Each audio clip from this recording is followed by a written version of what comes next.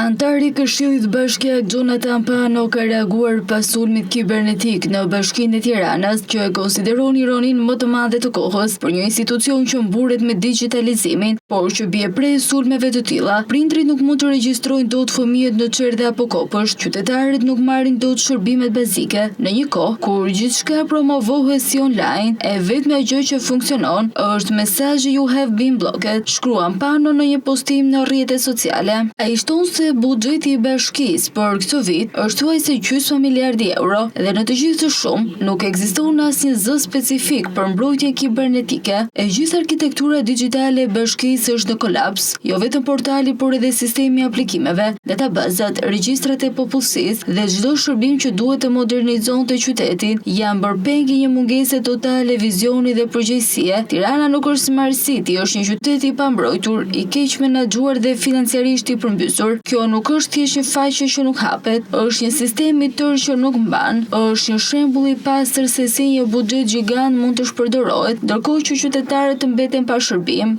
dhe për sa kohë nuk ka transparencë, përgjegjësi dhe mbrojtje reale, çdo investim në teknologji është vetëse grim në erë, shton Pano.